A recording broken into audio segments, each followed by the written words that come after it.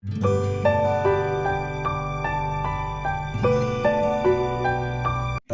Friends, Netaji Subhash Chandra Bose हमेशा से ही हम इंडियंस स्पेशली यूथ्स के प्रेरणा स्रोत रहे हैं।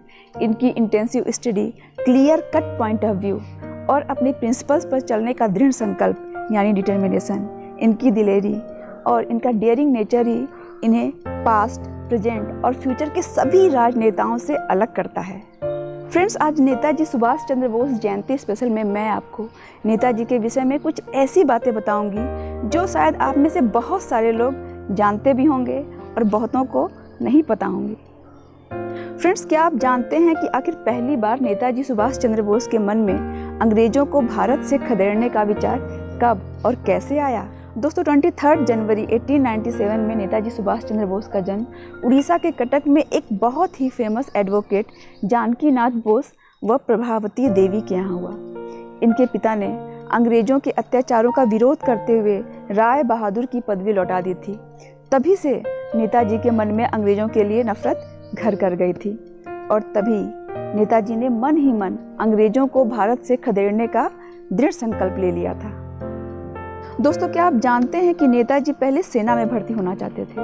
इसके लिए उन्होंने कोशिश भी की थी मगर असफल रहे। क्या थी उनकी असफलता की वजह? फ्रेंड्स, सुभाष चंद्र बोस के अंदर देशभक्ति का जज्बा कूट कूट कर भरा हुआ था। पढ़ाई खत्म होने के बाद उन्होंने देश सेवा का मन बनाया। इसके लिए उन्होंने सेना में भर्ती होने का प्रयास किया मगर आंखें खराब होने के कारण उन्हें फिटनेस सर्टिफिकेट नहीं मिल पाया। दोस्तों, क्या आपको पता है कि नेताजी ही वो पहले शख्स थे जिन्होंने महात्मा गांधी को राष्ट्रपिता कहकर संबोधित किया था।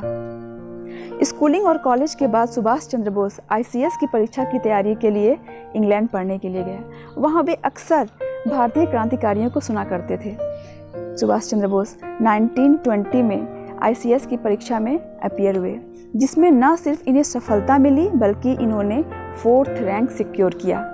मगर इसी बीच जलियांवाला बाग हत्याकांड से इन्हें इतना आघात पहुंचा कि 1921 में इन्होंने प्रशासनिक सेवा से इस्तीफा दे दिया। भारत लौटकर ये महात्मा गांधी से मिले और भारतीय कांग्रेस में शामिल हुए। अपनी सूझबूझ और मेहनत के कारण ही इन्हें भारतीय कांग्रेस का राष्ट्रीय अध्यक्ष चुना गया। मगर सुभाष चंद्र बोस महात्मा गांधी के अहिंसा के विचारों से सहमत नहीं थे। एक्चुअली महात्मा गांधी उदार दल को लीड करते थे और सुभाष चंद्र बोस जोशीले क्रांतिकारियों के प्रिय थे। विचारों के इसी मतभेद के कारण धीरे धीरे कांग्रेस के लिए सुभाष चंद्र का मोह भंग होने लगा था और अंत में इन्होंने 16 मार्च 1939 को अपने पद से इस्तीफा दे दिया। हालांकि महात्मा गांधी व सुभाष चंद्र बोस के विचार एकदम अलग थे, मगर वे ये अच्छी तरह जानते थे कि उन दोनों का मकसद एक ही है, यानी देश की आज़ादी। इसीलिए नेताजी ने कांग्रेस छोड़ने के बाद आज़ादी के आंदोलन को एक नई राह देते हुए देश के युवाओं को संगठित कर 21 अक्टूबर 1943 को अंग्रेजों को देश से निकालने के लिए आज़ाद हिंद सरकार की स्थापना की तथा आज़ाद हिंद फौज का गठन किया। नेताजी अपने आज़ाद हिंद फौज के साथ 4 जुलाई 1944 को बर्मा पहुंचे। यहीं पर उन्होंने अपना प्रसिद्ध नारा "तुम मुझे खून दो, मैं तुम्हें आज़ादी दूंगा" दिया, जिसे सुनकर आज भी देश का हर नागरिक देशभक्ति के भावना से भर उठता है। और अंत में 18 अगस्त 1945 को टोक्यो जाते समय ताइवान के पास नेताजी एक एरोप्लेन क्रैश में अमर हो गए।